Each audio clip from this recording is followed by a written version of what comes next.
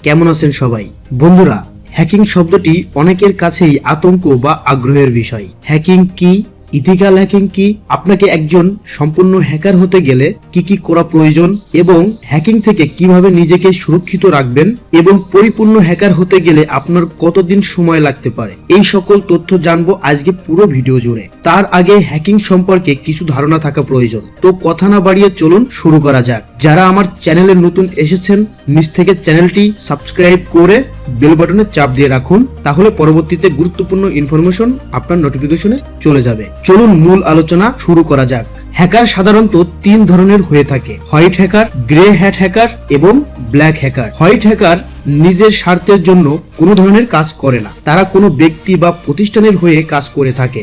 কোনো প্রতিষ্ঠানের কোনো দুর্বল জায়গা থাকলে তারা সেই প্রতিষ্ঠানকে জানিয়ে দেয় আপনার এই সাইটের এই প্রবলেম রয়েছে, যার কারণে সাইটটি হ্যাক হতে পারে বা হ্যাক হওয়ার সম্ভাবনা রয়েছে। অর্থাৎ তাদের অভিজ্ঞতাটা তারা ভালো কাজের জন্য ব্যয় করে থাকে। এদেরকে বলা হয় হোয়াইট হ্যাকার। এবং গ্রে হ্যাট হ্যাকাররা সাধারণত হোয়াইট হ্যাকারদের মতোই আচরণ করে, তবে তারা অনেক সময় নিজের স্বার্থে খারাপ কিছু কাজ করে থাকে। একে বলা হয় গ্রে হ্যাট হ্যাকার। আর ব্ল্যাক হ্যাকার এর সম্পূর্ণ বিপরীত তারা।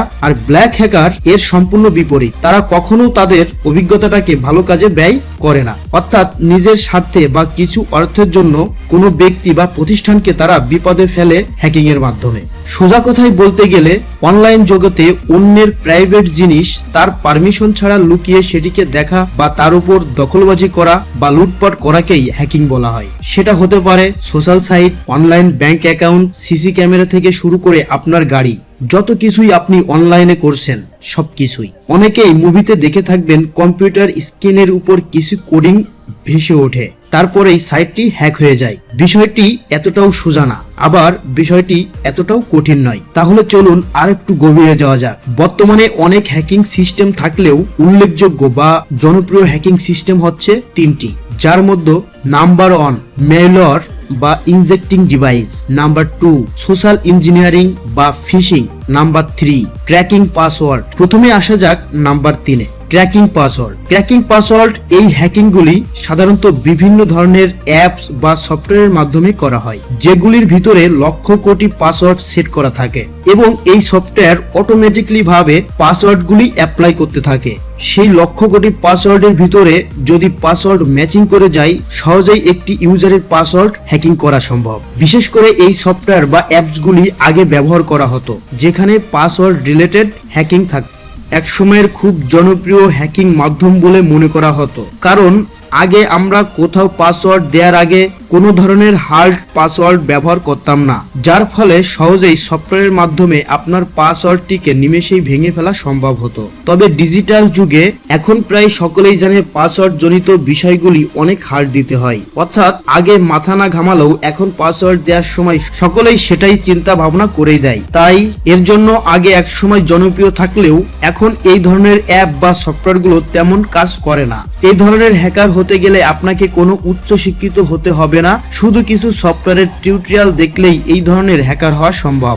এই ধরনের হ্যাকার হতে গেলে আপনাকে 2 থেকে 4 বছর পরিশ্রম করতে হবে না, 2-4 দিন পরিশ্রম করলেই যথেষ্ট।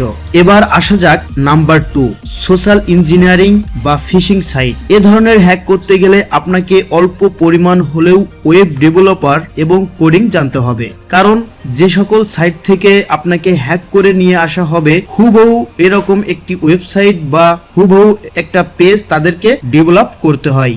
ভুলক্রমে আপনি যদি সেই লিংকে ক্লিক করে আপনার মূল্যবান তথ্য প্রদান করেন, তাহলে আপনার অ্যাকাউন্ট চলে যাবে তাদের হাতে। মনে করেন আপনি ফেসবুক ব্যবহার করছেন, এমন সময় আপনার সামনে একটি নিউজ আসলো।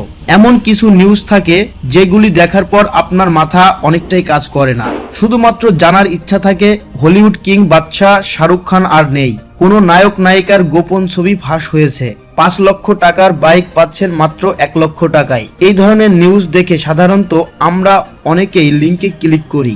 যারা এ ধরনের সাইট তৈরি করে বা কাউকে টার্গেট করে অনেকদিন ধরেই তারা ওই ব্যক্তিকে প্রাথমিকভাবে জাজ করে থাকে যে তার আগ্রহটা আসলে কিসের উপর। ঠিক ওই ধরনের নিউজগুলি আপনার সামনে শো করাবে, ফেসবুকে লগ ইন করতে বলবে এবং আপনি সেখানে লগ ইন করলেই আপনার পুরো পাসওয়ার্ড বা অ্যাকাউন্ট চলে যাবে হ্যাকারদের হাতে। এই ধরনের হ্যাকিং থেকে নিজেকে সুরক্ষিত রাখতে অবশ্যই কিছু ভেরিফাইড পেজ থেকে আপনি নিউজগুলো দেখবেন অথবা কিছু ভেরিফাইড পেজে শুধুমাত্র লাইক বা ফলো করে রাখবেন। এবার আসা যাক নাম্বার 1 হ্যাকিং সিস্টেম, মেলওয়্যার বা ইনজেক্টিং ডিভাইস। এই ধরনের হ্যাকার বা হ্যাকিং প্রো লেভেল বা অ্যাডভান্স লেভেলের হয়ে থাকে, কারণ এদের সাইট ডেভেলপিং থেকে শুরু করে কোডিং, নেটওয়ার্কিং এবং নিজস্ব বুদ্ধিমত্তার অনেক প্রয়োজন হয়ে থাকে। এছাড়াও কিছু ডিভাইস, কিছু ভাইরাস থেকে শুরু করে সবকিছুই ডেভেলপ করতে হয়। এখানে নিজস্ব বুদ্ধিমত্তা এবং কৌশল দিয়ে আদম্য দক্ষতা এবং কোডিং, নেটওয়ার্কিং এর মাধ্যমে আপনার ক্ষুদ্র ক্ষুদ্র ভুলকে কাজে লাগিয়ে তারা হাসিল করে নিতে পারে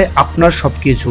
বাংলায় যাকে বলা হয় সুই হয়ে ঢুকে ফাল হয়ে বের হওয়া। ঠিক যেমনটি হয়েছিল বাংলাদেশ ব্যাংকের সঙ্গে। প্রথমে কয়েকজনকে কৌশলে মেইল পাঠানো হয় চাকরির জন্য এবং কেউ একজন সেই মেইলটি ডাউনলোড করে এবং আস্তে আস্তে বাংলাদেশ ব্যাংকের সকল পিসি, প্রিন্টারের আয়ত্ত নিয়ে নেয় হ্যাকাররা এবং আমরা কম বেশি সকলেই সেই নিউজটা দেখেছি। হিউজ পরিমাণের অ্যামাউন্ট বাংলাদেশ ব্যাংক থেকে লুট করা হয় হ্যাকিং এর মাধ্যমে। তাহলে বুঝতেই পারছেন এই ধরনের হ্যাকিং কতটা ডেঞ্জারাস হতে পারে। এই ধরনের হ্যাকিং শেখার জন্য কোনো বয়স সীমা নির্ধারণ নেই। এখানে হ্যাকিং, কোডিং এবং বুদ্ধিমত্তার পরিচয় যে যত বেশি দিতে পারবে তার হ্যাকিং স্কিল বা সে তত বড় হ্যাকার হতে পারবে। তবে আনুমানিক এই ধরনের হ্যাকার হতে গেলে 10, 15, 20 বছর পর্যন্ত সময় লেগে যেতে পারে। আগের যে দুইটি হ্যাকিং এর কথা বললাম, ট্র্যাকিং পাসওয়ার্ড বা ফিশিং, এই দুটি মনে করেন সার্কাসের চোখের ভেলকি লাগিয়ে জাদু দেখানোর মতো। আর নাম্বার 3 যে হ্যাকিং এর কথা বললাম সেটা পুরোটাই ব্ল্যাক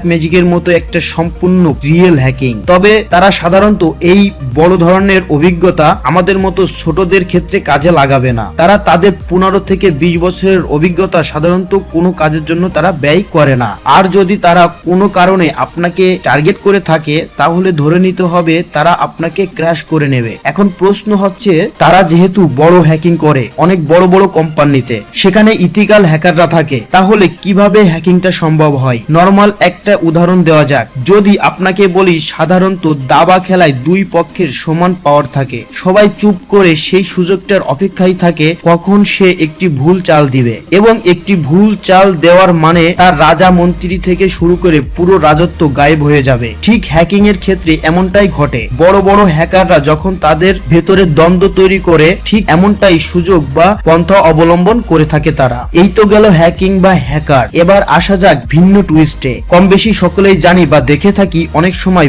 পুলিশ, ডিবি প্রশাসন সহজেই আপনার ফোনের লোকেশন ট্র্যাক করতে পারে। তাহলে তারা কি অনেক বড় ধরনের হ্যাকার? এই প্রশ্নের অ্যান্সার দিচ্ছি। তার আগে আপনাদের ছোট করে বলি এই ইথিক্যাল হ্যাকিং কি। ইথিক্যাল হ্যাকিং হচ্ছে আপনি একজন হ্যাকার এবং আপনার সম্পূর্ণ এক্সপিরিয়েন্স এবং অভিজ্ঞতাটাকে কাজে লাগিয়ে একটা কোম্পানিকে প্রোটেক্ট করা। অর্থাৎ আপনি একজন হ্যাকার, আপনি জানেন কি কি পন্থা অবলম্বন করে হ্যাক করা সম্ভব এবং এই সকল হ্যাক থেকে আপনি কোনো ব্যক্তি বা প্রতিষ্ঠান বা কোনো দেশকে সেবা দিচ্ছেন। অর্থাৎ আপনি একজন ইথিক্যাল হ্যাকার। এবার আসা যাক পূর্ব প্রসঙ্গে। তাহলে বাংলাদেশের সাইবার প্রশাসন বা সরকারি প্রশাসন কি অনেক বড় হ্যাকার? না, তারা একজন ইথিক্যাল হ্যাকার। তারা দেশকে প্রোটেক্ট করে, তবে তাদেরকে হ্যাক করতে হয় না। কারণ বড় বড় যত কোম্পানি আছে তারা বাংলাদেশে বিজনেস করে অনলাইনের মাধ্যমে। তাদের সাথে গভর্নমেন্টের একটি চুক্তি থাকে যে তারা বাংলাদেশ থেকে যে পরিমাণ ইনফরমেশন নেবে তার একটা ডকুমেন্ট বাংলাদেশের প্রশাসনের কাছে থাকবে।